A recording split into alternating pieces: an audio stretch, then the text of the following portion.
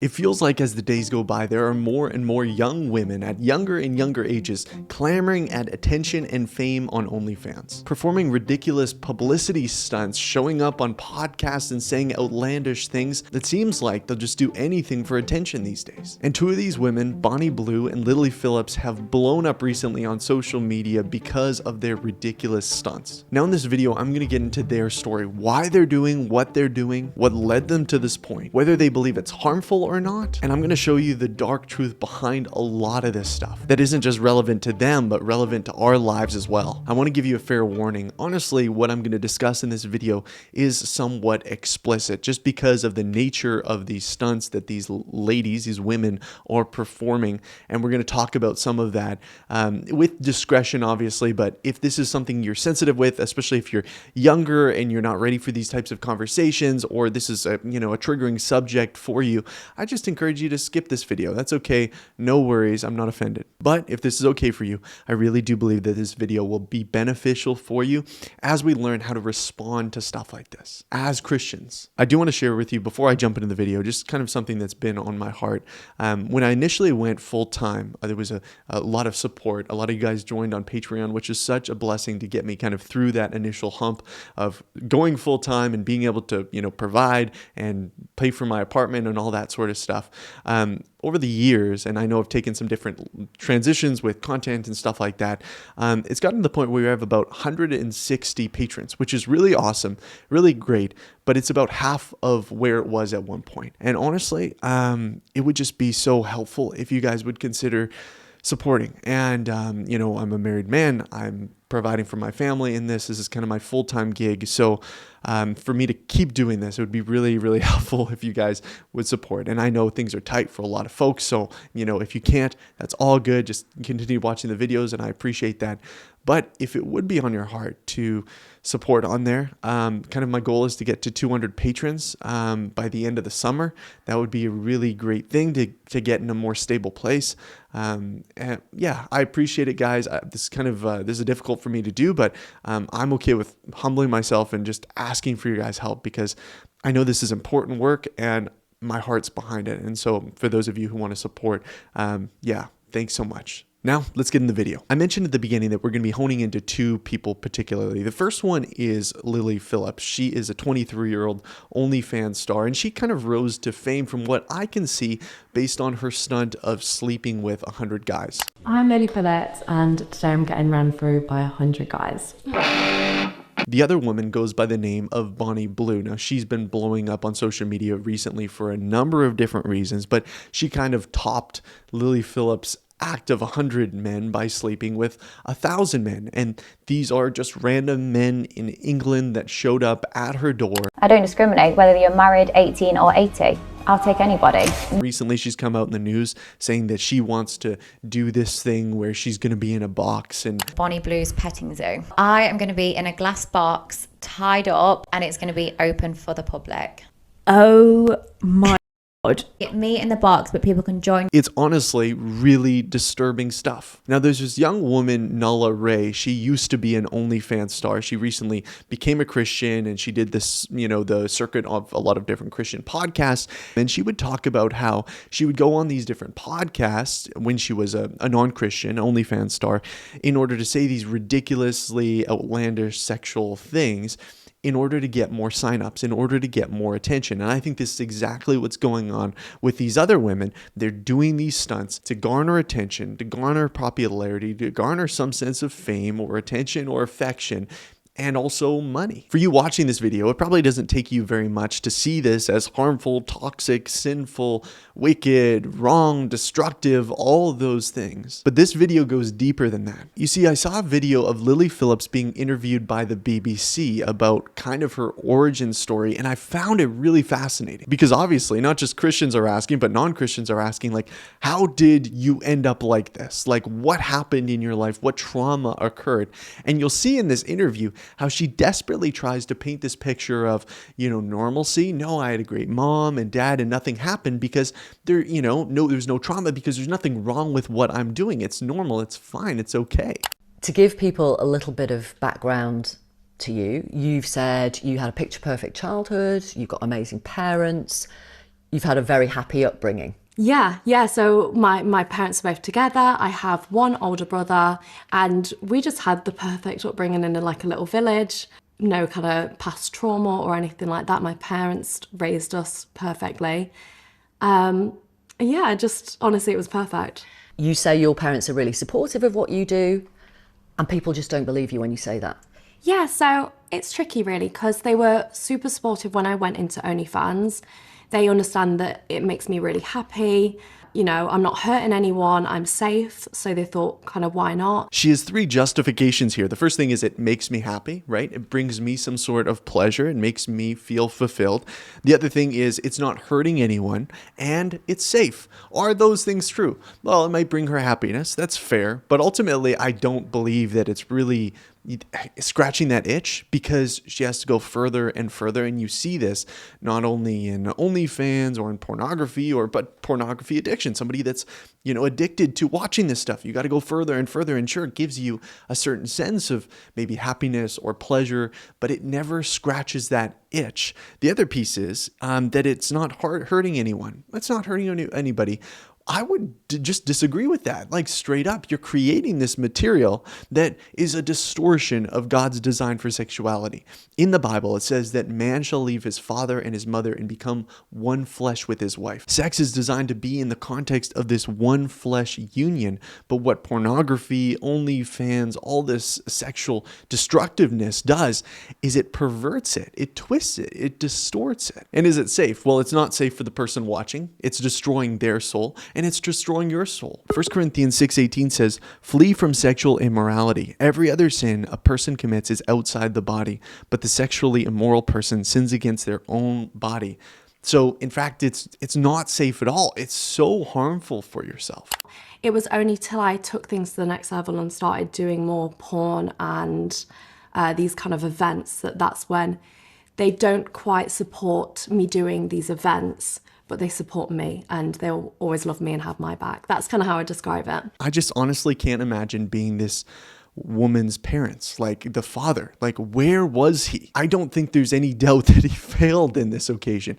We as men are called to show our daughters love and grace and compassion and care and nurture them and give them that understanding of what it looks like to have that first male relationship. But this kind of weird support isn't uncommon, at least from what it seems. Going back to Nala Ray in the interviews that I've seen, she mentioned how her dad was almost profiting off of her OnlyFans. How destructive and twisted is this? And when you say they don't support you doing these events, what events are you talking about? So I do big sex events where the members of public can come to and join in. So I have sex with quite a lot of gentlemen or women. And yeah, these events obviously for all ages above 18, for anyone to kind of show up. And can you explain why they don't support that? I think they just don't find it necessary. It's not something they would have chosen for me to do. I don't think any parent wakes up and goes, oh, I want my kid to be a porn star when they're older. But they understand that it makes me happy. When you kind of like watch somebody and you can tell like there's so much going on behind their eyes that they're not showing, like they're putting on a face. And I just get that so clearly here. Even as she's talking about it makes me happy and all this stuff, I'm like, the amount of brokenness and numbness that's behind this, and we'll talk about this more, that's behind this young woman, it just makes me sad. It just makes me sad. And I know she's not innocent in this. I know she's harming people too with what she's doing in her actions. And I'm not trying to paint her as just the victim primarily, but it's just really tragic. And I could imagine being in her situation now. She's like, I've gone this far. Why not go farther? I mean, I think about the prodigal son, right? And he wastes kind of all of his father's inheritance and he's eating with the pigs, right? He stooped to that level down there. And I could imagine for the prodigal son, he's like, you know what? I've already, reached this level. I'm already in the dirt now. Why not I get dirtier, right? Who could accept me? Who could want me after this? And I feel like that is the lie that the devil tells us, is even for this young woman to say that, hey, you've gone way too far. How could God want you after this? You've tarnished everything that you've been given. And yet, God, in his mercy, is extending his hand to even this young woman, because we've all sinned and fallen short of the glory of God. He died to take our shame upon himself so that we could be free, so that we could have a new identity. Your generation, Gen Z, has grown up with pornography being easily available on smartphones. How do you think that has influenced you? Honestly, I probably watched pornography first when I was maybe 11. Guys, that is insane, but it's not uncommon. That's the thing that I'm recognizing more and more is that, and she'll talk about this, I think, in a second, where it has been so normalized that children are exposed to this. And that's insane. That's insane. These are perverted images and videos that give you a false perspective and idea of what sex is and what it should be and what it was created to be. And so I've always known about it. I've always knew it was a thing. And I always thought it was very normal to watch. And I personally don't think pornography is a bad thing in moderation. I just think it's when younger adults have a lot of access to it, that's when it does become a problem. You see her moral standard there. She says, well, in moderation, right? Why moderation? Why not just watch tons of it? Why is that a bad thing for you? It's kind of like junk food in a sense. That's kind of how she sees it. It's like, well, junk food, you shouldn't eat a lot of the Doritos, but definitely some of them is fine in moderation. No, these aren't Doritos. This is arsenic. This is poison for your soul. Here's the deep darkness that I'm seeing that's going undercover here. It's the numbness that is happening. It's the normalization that's happening. Even as she's talking about having sex with all these people and just, it's a normal thing. It's a fine thing. It's whatever. It doesn't matter anymore. She's become so numb to it. And I think about us in our own life and the sexual sin that we've partaken in, whether that's fornication or pornography or whatever. Have we seen it as normal? Have we normalized it in our own hearts? Have we become numb to it? But if you started watching it at 11, Yeah. I mean, that is so young. Yeah. Can you describe how it has influenced you and your brain and your outlook on sex? You know what? It actually made me really sex confident and learn a lot of things. I mean, that's mostly how I learned through pornography. And I do think it has a positive effect on me, just in terms of like understanding things a little bit more. Right. You kind of begin to see the origin of this and how, you're taking pornography in as truth, that this is how it is. This is how sex should be. It should be with multiple people. It should be about, using the other person, take what I can get. So what happens here when we become numb to this stuff, right? Numb to this perversion of God's design. God has given us all a conscience. The Bible says that he's written his law on our hearts. So there's this tinge, even when we're a non-Christian, that we're doing something wrong here. We're not doing what is right here. And that conscience is being seared off. It's like this. I don't know if you guys know any Mexican grandmas, but when they make tortillas, they always flip with their hands. Like, right? This is a calling card of a Mexican grandma or auntie. They're flipping with their hands, and their hands are just like made out of steel. For some reason, the heat is not transferring its way to their fingertips. Meanwhile, you're touching that and you're like, ow, man, that burnt me. What's happened? Well, the sensitivity in their fingertips has been seared off by the heat. They don't feel it anymore. And this is exactly what happens when we've been exposed to pornography or sexual perversion or immorality at a young age. Is our sensitivity to it wears thin. It wears out. Now listen to me. What I want you to get from this video is not, man, these girls are so bad and they're so evil and they're so twisted. They're gross. They're disgusting.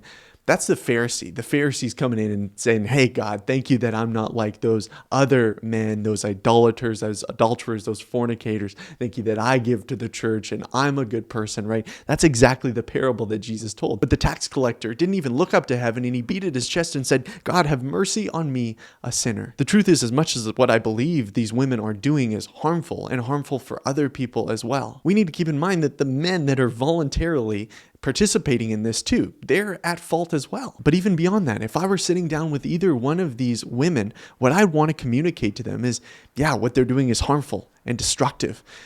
But it's not too late. You haven't gone too far to experience God's grace and his mercy and his compassion and his forgiveness. I think of the prodigal son. Again, in the Bible, this is a parable. And the son takes the inheritance. He goes, he wastes it. And he comes back to the father and he says, I only deserve to be a servant anymore. Like, I don't deserve to be your son anymore. And yet, what does the father do? He welcomes him as a son, not because he deserves it, but because of his grace and his mercy and his compassion. We try so hard to fill parts of ourselves that only God can fill. We try to fill it with sex, with relationships, with idols, with addictions, with pornography, with all those things. And we keep going down that path, hoping that one day we'll hit on something that will truly satisfy our soul. But that's the crux of our rebellion, because God is extending his hand now and saying, I'm better. I will fulfill you. I will forgive you. Maybe you relate to this. Like, you feel like you've gone down this road in some ways, sleeping with a bunch of people or pornography addiction or whatever that may be. And you feel like, maybe I'm too far beyond what God could save. Friend, no. If anybody tells you that, they're lying. They're just the Pharisee that wants to judge you. Jesus found a woman caught in adultery, and the religious leaders were ready to stone her.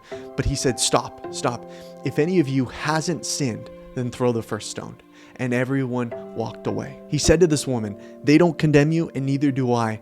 Go and sin no more. I pray that you would receive God's grace today. Thanks for watching, friends. I pray you were blessed by this. And until next time, God bless.